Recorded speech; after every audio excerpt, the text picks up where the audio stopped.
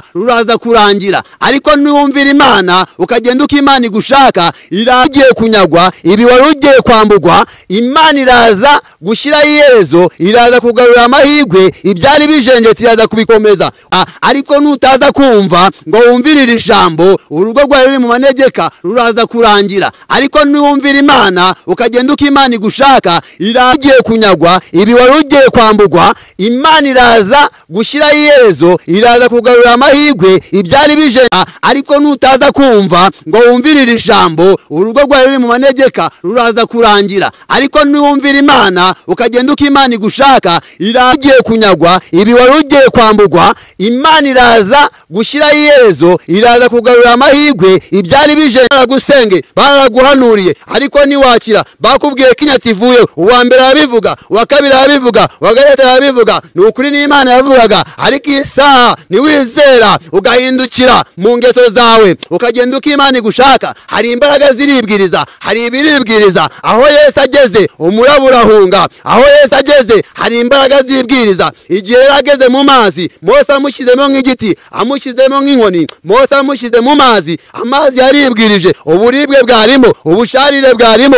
uburozi bwarimo buvamo amazi ahinduka mazima abantu barayanywa barakira bakira ubuzima iyi saha ubwo buzima wari urimo ibyo byanze kwemera warahanuriwe n'ibyemera warasengewe n'ibyemera ariko agakanya Imana iraje. Tubahaye ikaze kuri Sam TV Rwanda, tubahaye ikaze kuri Sam TV Rwanda. Niba utarakora subscribe nicyo gihe cyo kuyikora ukajya ukurikirana ibiganiro byacu n'ubutumwa bwacu. Abisiraheli hano bari bananiwe kumva no kumvira icyo Imana ibashakaho. Imana ibabwira ibyago bizababaho, ibabwira akaga bagiye kuzahura nako, imaze kukababwira ariko nyuma ibasezeranya ko nibaramuka bihanye Imana iraza kubabarira. Iyi message ntago igambiriye kubabwira ko mugiye guhanwa cyangwa se byose nsomye bigiye kubabaho, ahubwo igambiriye kubabwira kugira ngo nimwumve iyi message mukumva icyo Imana ibashakaho, muce bugufi murambarare mwihane, Imana igirute, Imana ibabarire. Reka twumve icyo Imana yabivuzeho mu gice cyaho cya 7. Bibiliya tubwira ngo Imana ibasezeranya amahoro nibihana. Iyi saha nago Imana izananirwa kubaha amahoro nimuramuka mwihanye. Iyi message irareba abantu bari kugendera mu nzira zitandukanye n'inzira Imana ibashakaho, batari kugendera mu bushake bw'Imana, bari gukora gushaka kwabo aho kugira bakore gushaka kw'Imana. Abo ngabo n'ibinkoni y'Imana igiye guhagurukira ushingiye ku byo tumaze gusoma kwiri jambo tuvuze. Ahangaha harimo kunyagwa, harimo kwambugwa, harimo gusahugwa bitewe nuko abantu bananiwe no kugendera mu bushake bw'Imana, bananiwe no kuyoborwa n'ijambo ry'Imana, bananiwe no kuyoborwa n'umwuka w'Imana, bashaka kuyoborwa n'indamu zabo, bashaka kuyoborwa n'izindi nyungu zabo. Ariko iyi saha ndashaka kukubwira ngo nuramuka wumviye Imana, nuramuka wemereye Imana n'ibyo ukeneye, Imana iraza kubiguha. Iyi saha ninkubwire ngije guhana no guhemba, guhitemo guhana gusa. Hari igihe Imana iri kukubona mu mwanya wabiraza guhana, hari n'igihe iri kukubona mu mwanya wabiraza guhemba. Ndashaka kukubwira ngo iyi saha hari uguhembwa hari no guhanwa. Ikiratuma abantu bahanwa n'iki? Ni ukubera ibyo maze gusoma, uburyo bishakiye indamu zabo, uburyo bagiye bomora ingoma z'abantu z'ubwoko bw'Imana baziciye hejuru. Nibavuga ukuri nk'uko kuri mu mitima yabo, kandi Imana ishaka ko tuvuga ukuri nk'uko kuri mu mitima yacu. Abantu bananiwe gukiranuka mu nshingano, yaba inshingano bahabwa n'igihugu, yaba inshingano bahabwa n'Imana, yaba inshingano bahabwa n'itorero. Abantu bananirwa gukiranuka, abantu bananirwa kugenda uko Imana ibashaka, biyemeye ubucocero, bagendera mu nzira zitunganye. Bibiliya itubwira ngo iki? Ngo ariko ngo nimwihana Imana ibasezanije amahoro. Bibiliya tubwiye ngo ijambo ry'Imana ryaje kuri Yeremiya ivuzwe n'Uwiteka riti, hagarara mu irembo ry'inzu y'Uwiteka uharangururire iri jambo uti, nimwumve ijambo ry'Uwiteka ab'i Buyuda mwese abanyura muri iri rembo bajya gusenga Uwiteka. Uwiteka Nyiringabo Imana ya Isiraheli ivuze icya iti, nimugore inzira zanyu n'ingeso zanyu, nanjye nzabaha gutura aha hantu. Bibiliya iravuze ngo nimugore inzira zanyu n'ingeso zanyu, nanjye nzabaha gutura aha hantu. Imana iragusezeranya igihugu, iragusezeranya igisubizo, iragusezeranya kugirirwa neza, iragusezeranya kugororerwa nuramuka wihanye ukihana bimwe mu byo tumaze kumva, ukihana zimwe mu ngeso tumaze kumva, ukihana bimwe mu matwara yakuranze mu byo tumaze kumva, Imana iragusezeranya umugisha. Imana iragusezeranya ko ntabwo izaguhana kuko wamaze kuyumvira, wamaze kugendera mu nzira gushakamo. Imana iraza kuguhemba apana kuguhana. Mu cyimbo cyo guhanwa Imana iraza kuguhemba, ariko iraza kuguhemba ari uko wihanye, iraza kuguhemba ari uko wahindukiye ukakora gushaka kw'Imana. Ibi bihano yavuze by'ingo zijejeka, ingo zimeze nabi, ingo zigiye gusenyuka, nuko abantu bananiwe kumvira Uwiteka. Iyi saha ariko nimwumvira Uwiteka bazigarurirwa n'abandi. Iyo inzu yawe bayiteje cyamunara yitwaga iyawe, uyiguze yitwiye, nukuvuga ngo icyo gihe hazaba icyamunara cy'inzu yawe bitewe nuko wananiwe kugenda uko Imana ishaka. Iyi saha irongera avuga ngo abagore babo bazigarurirwa n'abandi. Nuramuka utagendeye mu nzira z'Imana bizarangira n'ubwo wari ufite n'inzira wari urimo na za divorce zikugezeho, ariko Imana iragusaba ko nuramuka uhindukiye aka kanya Imana iraza kugusubiza amahirwe wabuze. Aka kanya uramuka uhindukiye ugaca bugufi, urugo rwawe rwari rujenjetse, Imana iraza kurukomeza. Urwari rugiye gusenyuka, Imana iraza kugubaka. Ariko nutaza kumva ngo wumvirire ijambo, urugo rwawe ruri mu manegeka ruraza kurangira. Ariko niwumvira Imana ukagenda uko Imana igushaka, iraza kuza yongeremo akabaraga, urugo rwawe rwongere gubakwe, amahirwe wari ubuze agaruke. Kuko ijambo ry'Imana ryavuze ngo nimugarukire Uwiteka, nimuhindukirire Uwiteka kugira ngo yongere abubaka. Wumvira Uwiteka Imana, ukumva inzira Imana igushaka ukayinyuramo, ukumva icyo Imana igushaka ukagikora, ugakiranukira Imana, ibi wari ugiye kunyagwa, ibi wari ugiye kwambugwa, Imana iraza gushyiraho iherezo, iraza kugarura amahirwe, ibyari bijenjetse iraza kubikomeza. Umva kuntu ijambo ry'Imana rivuga, riravuga muri Zaburi 128 ngo hahirwa uwubaha Uwiteka wese. Kuko wubashye Uwiteka ukamwumvira, ugakora ibyo agushakaho, ukagendera mu nzira igushakaho. Umva kuntu ijambo rikubwiye ngo kuko uzatungwa n'imirimo y'amaboko yawe. Imana yiteguye guha umugisha imirimo y'amaboko yawe kubera ko wemeye, kubera ko wahindukiye, kubera ko wumvira ijambo ukagaruka mu murongo Imana igushakaho. Iyi saha Imana yiteguye guhe umugisha imirimo y'amaboko yawe, kuko ijambo ry'Imana riratubwiye ngo hahirwa uwubaha Uwiteka wese. Urahirwa wowe ubasha kubaha Uwiteka, urahirwa wowe ubasha kugendera mu nzira Uwiteka gushakaho, urahirwa wowe ubasha gukora ibyo Imana ishaka gukora. Bibiliya itubwiye ngo iki? Bibiliya itubwiye ngo kuko ngo uzatungwa n'imirimo y'amaboko yawe. Ubwo kuboko kwawe kwari kwabuze icyo gukora, Imana iraza gushyiramo akazi. Inyatsi zawe ziri mu biganza byawe, Imana iraza kuzikuramo. Kubera ko wagize kumvira Imana ukagendera mu nzira igushakaho, Imana irakugarukira. Imana irareba ku buzima bwawe, nk'uko tubwiye mu gice cya 7 tukabwirwa ko Imana izabagarukira nimuramuka muhindukiriye. Aka kanya niwihana, Imana iraza gukuraho ibyago byari biri ku buzima bwawe. Ijambo ry'Imana yatubwira ngo ubwoko bwanjye nibwicisha bugufi bugasenga ngo nzururuka mbakirize igihugu. Turasabwa gusenga, turasabwa kubana n'Imana, turasabwa kuba maso kugira ngo Imana ikora imirimo, ikora ibitangaza, iduhindurira ubuzima, iduhindurira amateka, itwerekeze mu cyerekezo idushakamo. Nuko Imana ishaka ko ugenda uko ishaka, ugakora uko ishaka, ukaba mu mwanya gushakamo. Nibyo bizatera Imana gukora ku buzima bwawe, nibyo bizatera Imana gusoza amasezerano yakuvuzeho, nibyo bizatera Imana kugukiza uburwayi wari urwaye. Ijambo ry'Imana ritubwira ngo iki? Iratubwiye ngo bazahirwa. Hari amahirwe mufite kuko wabashije kumvira Uwiteka Imana. Niwumvira Uwiteka Imana urahirwa, kuko Imana igiye gukora umurimo, igiye gukora akazi ku buzima bwawe, igiye guhindura amateka yawe. Urugo rwawe rugiye gusenyuka, Imana iraza kurukomeza kubera ko wigenzuye, kubera ko wisuzumye ugasanga inzira wanyuzemo itari nziza, ugahindukira ukagendera mu nzira nziza, ukumvira Uwiteka Imana. Noneho ijambo ry'Imana ritubwira ngo iki? Iyo dukomeje tukagera mu Kuva 15 umurongo wa 23 hari icyo atubwira.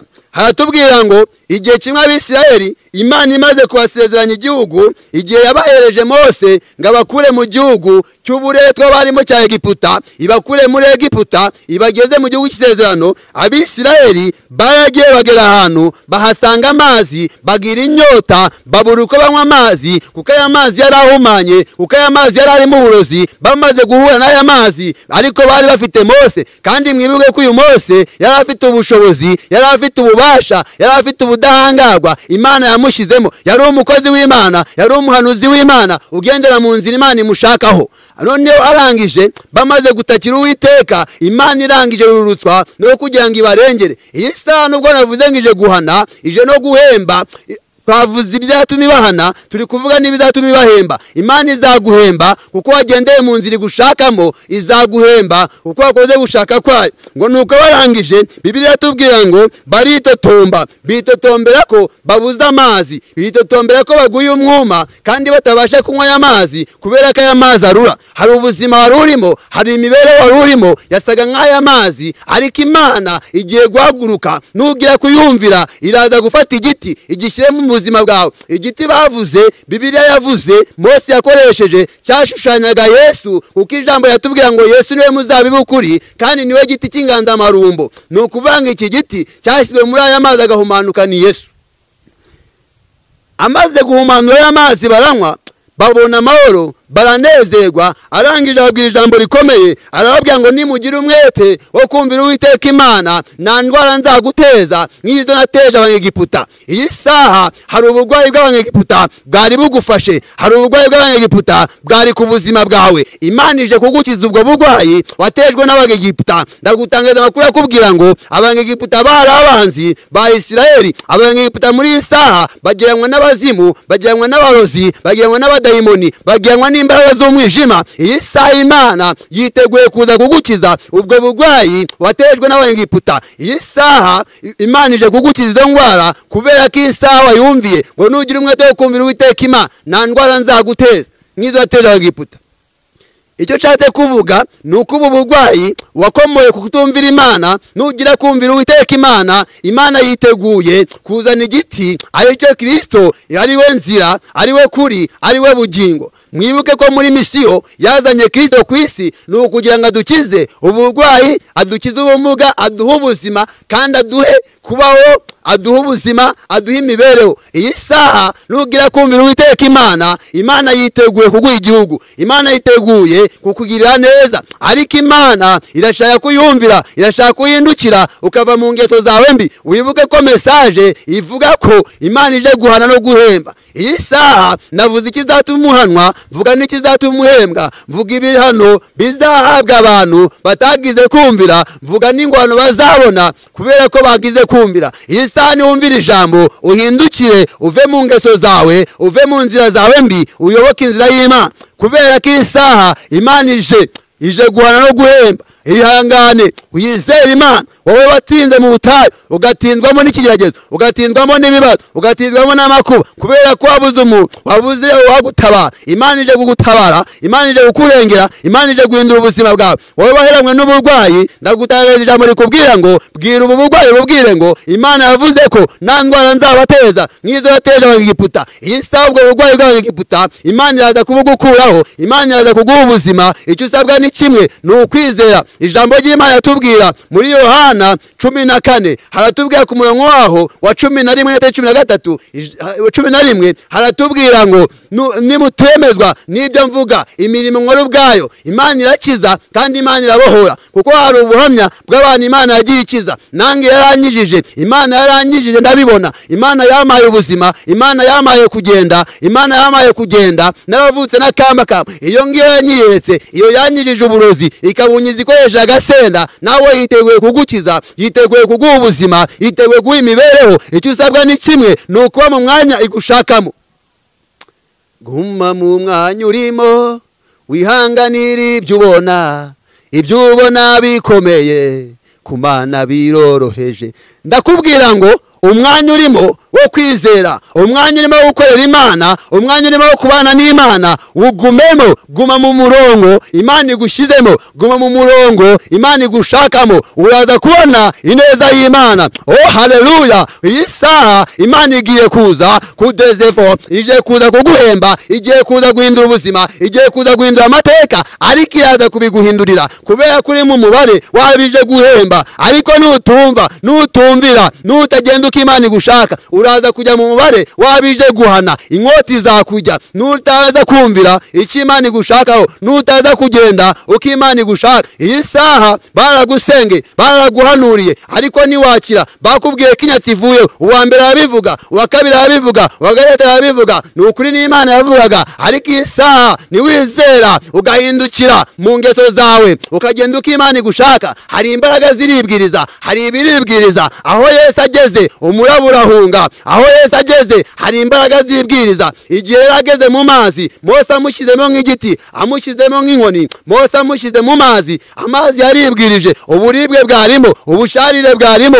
uburozi bwarimo buvamo, amazi ahinduka mazima, abantu barayanywa, barakira, bakira ubuzima. Iyi saha ubwo buzima wari urimo, ibyo byanze kwemera, warahanuriwe n'ibyemera, warasengewe n'ibyemera, ariko aka kanya Imana iraje. Icyo usabwa ni kimwe, ni ukuba mu mwanya gushakamo, ije kuguhemba, iraguhemba ubuzima. Niba urwaye iraguhemba ubuzima, niba ukennye iraguhemba ubuzima, niba hari ubuzima urimo wowe ushomeri, Imana iraguhemba akazi, kuko ije guhana no guhemba. Ariko umwanya gushakamo wararindiriye, wategereje wihanganye, ugiye kubona Imana, ugiye kugendererwa n'Imana. Igihe kimwe Hana, igihe yari yihanganye, yaje kubona Imana mu guceceka, Imana iramwiyereka. Abisirayeli bazenguruka Yeriko, bayizengurutse 6, bari babwiwe kugenda bacecetse, ariko irababwira ngo ku nshuro 7 bavuze amakondera, bavuze impundu. Imana igiye kugukura mu buzima bwo guceceka, igiye kuguha amagambo yo kuvuga, igiye kuguha ijambo aho waburiye ijambo, igiye kuguha agaciro aho waburiye agaciro, igiye kuguha ubuzima aho waburiye ubuzima. Izere ko Imana iri kumwe nawe, izere ko Imana ije guhindura ubuzima bwawe. Ariko Imana iragushaka, Imana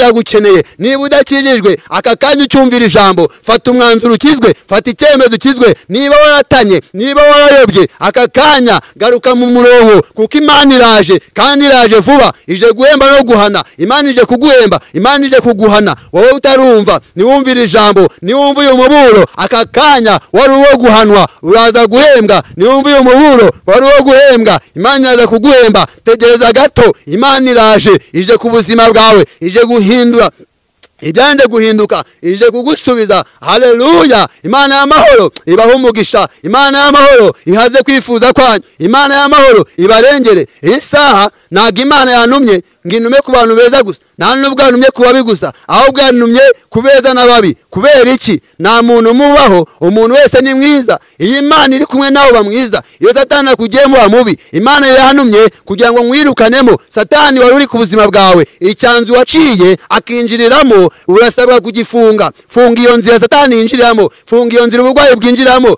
funga iyo nzira ibibazo byinjiriramo, ufungura inzira yo kwizera, kuko Yesu niwe nzira. Ijambo riratubwira muri Yohana igice cyaho cya 10:9 haravuga ati, nigerembo umuntu ninjira muri iki azakizwa, azinjira soke kandi azabona muguri. Injira muri Yesu ubona ubuzima, injira muri Yesu ubona ubugingo, injira muri Yesu ubona gukira, injira muri Yesu amateka ahinduke. Icyo usabwa ni kimwe, ni ukwinjiramo neza, ni ukubamo neza. Oh haleluya! Ijambo ry'Imana riratubwira n'ubundi muri Yohani 12:29 haratubwira ati, umva icyo Imana ivuga nawe. Haratubwira ngo baramoje Yesu, baramoje umurimo w'Imana n'uwuhe? Arangira basubiza ngo umurimo w'Imana ni ukwizera uwo yatumye. Ni wizera uwo yatumye, na wundi ni Yesu. Yesu ni umwizera, arahindura ubuzima bwawe. Ni umwizera, uburwayi burakira. Ni umwizera, inyatsi iravaho. Ni umwizera, ubukodera buvamo. Ni umwizera, amateka yahinduka. Ni umwizera, urakurwaho igisuzuguriro. Izo mbaraga z'abanyegiputa irazigukuraho, kubera ko wamwizeye, ukagenda ukashaka, ugakora ukashaka, ukaba umwanya gushakamo. Yiteguye kugira neza, yiteguye kubohora. Akira ubuzima, akira ubuzima, akira ubuzima, akira ubuzima, akira ubuzima, akira kubaho, akira kubaho. Wowe wemeye kubohoka akanya,